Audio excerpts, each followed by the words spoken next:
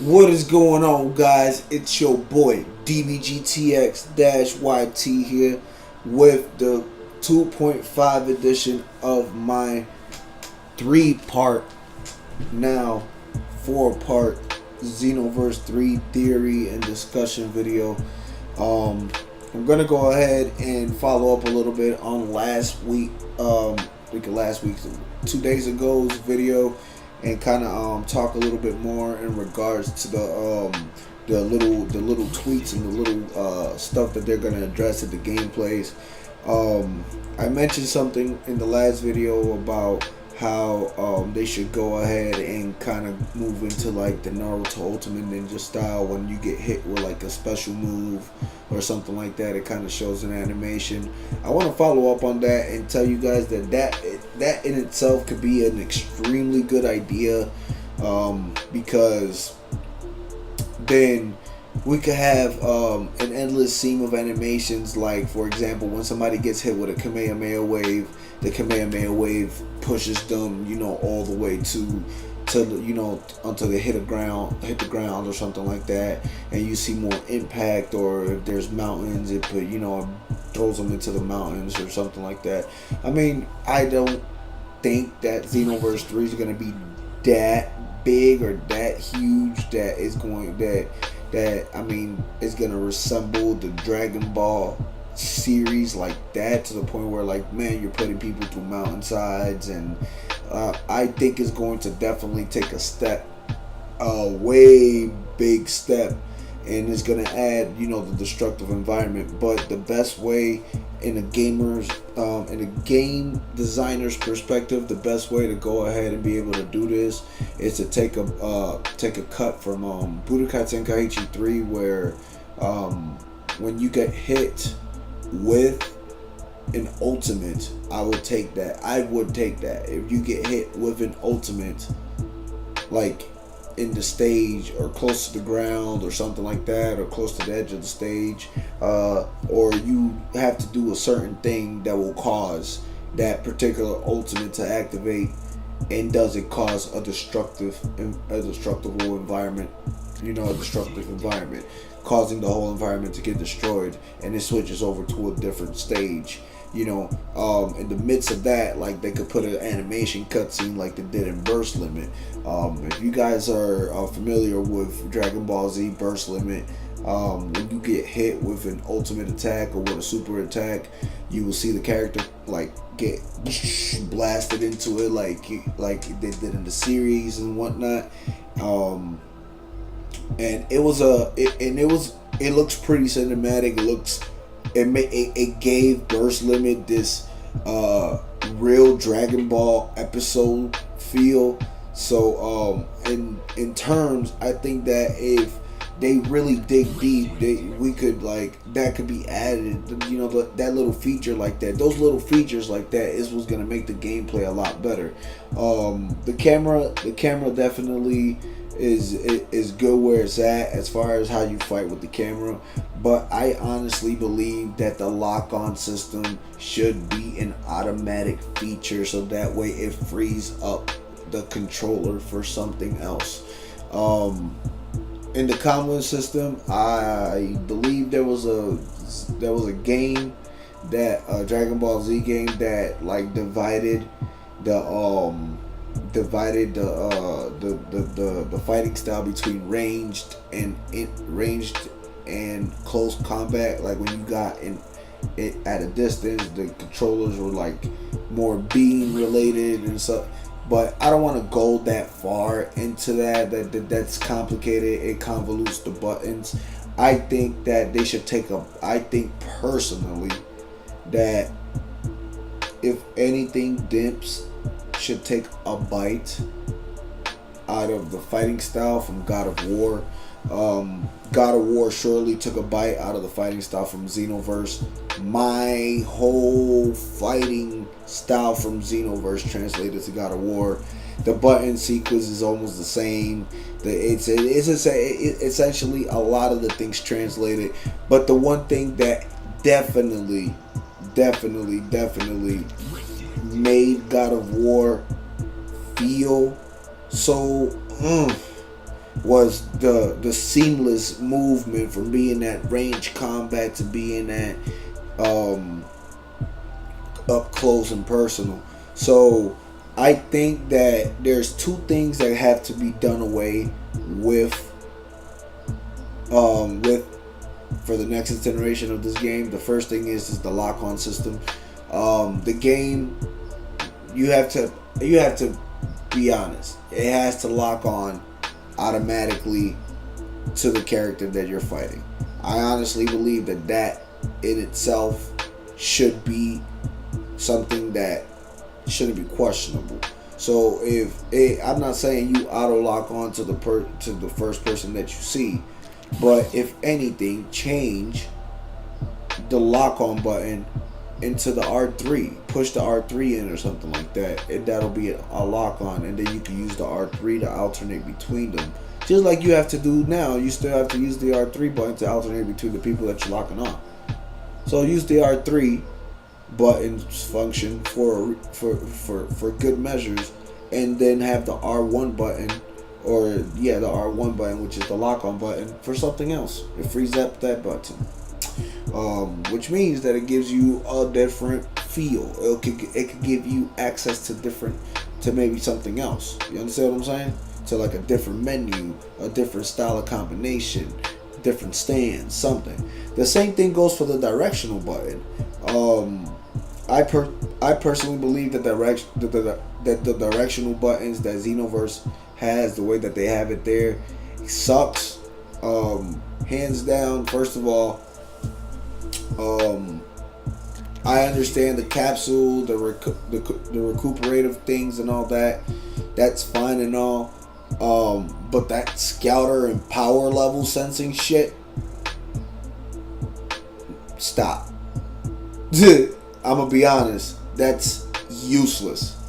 Like, that is one of the most useless button functions that Dimps added to this game.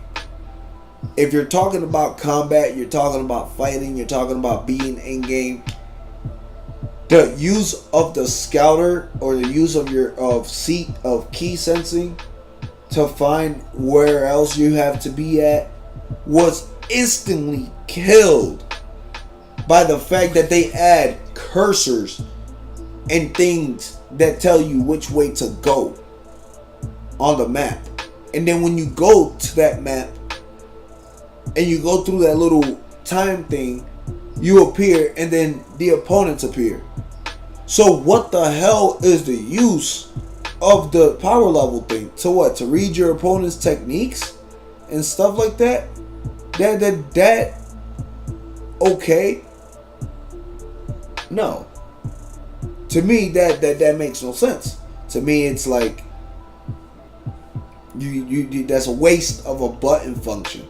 And I think that button function should be added for something of a close to mid-range combat style or something like that you could alternate by just pressing, let's say, the left button or the up button. It'll change your fighting. It'll change you from like defensive fighting or your fighting stance or something like that. Like, you could go between different combos. You see what I'm saying? So like, if you're using, let's say you're saying CAC, and I already talked about this.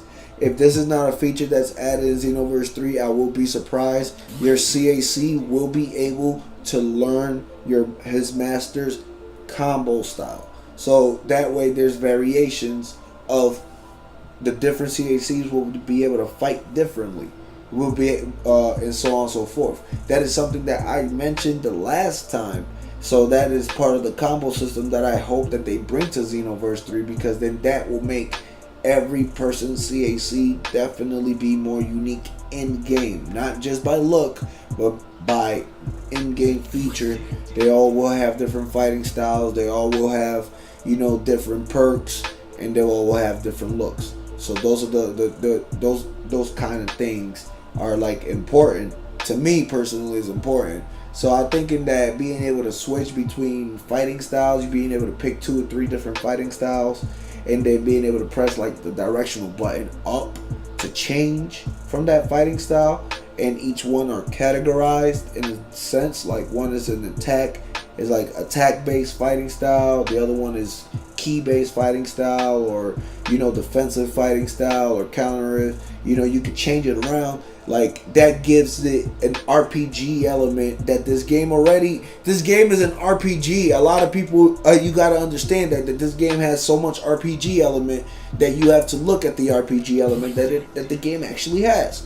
So if you're going to be RPGistic about it, let's do it the right way so it could be an action game RPG to the point where you feel that you have extensive control of your character.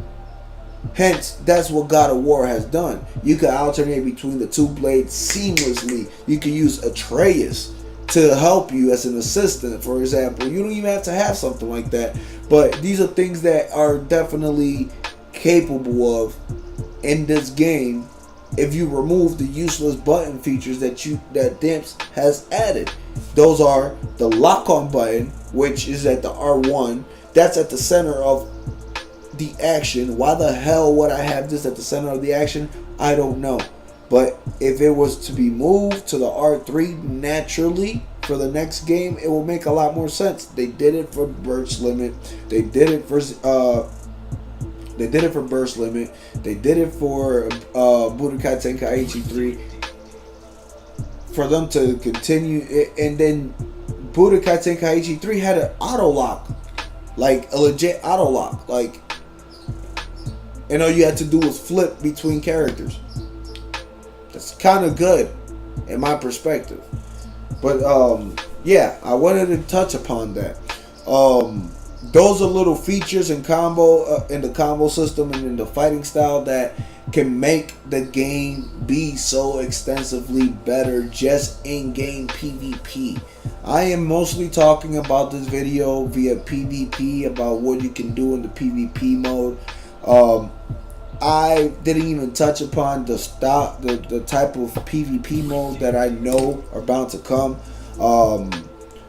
I heard through the grapevines of different animators and video game designers that the next step that Dimps is possibly taking is designing the Tournament of Power for Xenoverse 3.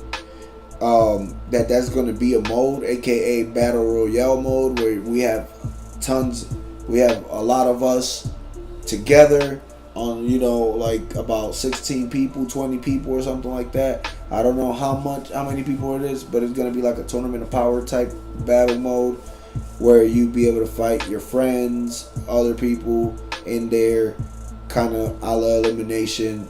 It's going to be configured so that way it a lot of different rules and mechanics applied, so it's a whole different fighting style, let's say, than it is playing the normal Xenoverse. If you play Hero Coliseum, the Hero Coliseum, as you may know, that's in-game in Xenoverse. That's a whole different style of fighting than it is playing normally on Xenoverse. The same thing applies, I believe, for this battle royale that they're going to have. The rules like no flying, I have to toss your character out, all those stuff are going to probably apply to that. I don't know how that's working, but again, like I said, from the optimistic, from what I've heard, from what I've read on Reddit, things like that of the sort, this is what's important to the studio is to make the game be able to like include more and more people at once, per se, which the servers suck, so just think about that. A lot of people, that's the first argument that your guys are going to go ahead and toss at me, like, well, the Xenoverse 2 servers suck, so on and so forth. And that's why they've had 2.5 years to go ahead and get a brand new IP, a new server set up for that particular game. There's a lot more stuff that I would like to discuss over on the combat side, but I think that those particular are the most important to me. A combat system that feels fluid, that feels good. The hitbox, obviously, I don't have to divulge that they have to fix this netcode and this hitbox issue, but of course, like I said, Combo system is totally being changed. The stamina break is going to be done with. The stamina break is going to be more like a stagger hit, I believe, for the next iteration of the game. So when you hit somebody with a stamina break, is going to just stagger them versus take their stamina. It is kind of like a punishment if they leave themselves wide open.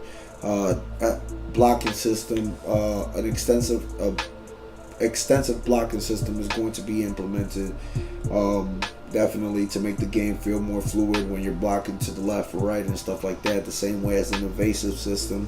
When you hold the X button, just like Budokai Tenkaichi 3 or Budokai 3, then you could hold the X and press left, right, and you'd be able to use a little bit of your stamina to dodge just that particular attack, incoming attack, in a way, to be able to set up a counter.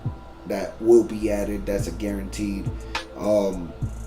Things I like to see is the R1 being done away with and being put as the R3 for lock-on.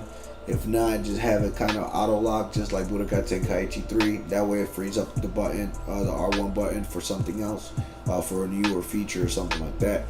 The same way, doing away with the Scouter power level sensing feature is pretty useless besides reading an opponent's attack.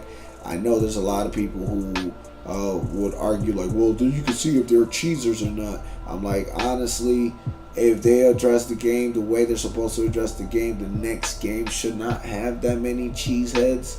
And then to top that all off, they will be closely observing people to make sure that they don't do certain things, and they'll definitely be banned, because I believe Dimps is going to take the Xenoverse series a lot more serious, only because Fighters is out there taking their game series. With that being said, guys, I appreciate you guys watching. Again, thank you. And y'all already know, part 3, aka the final part, will come out pretty soon. I hope you guys enjoy this. Have a good one.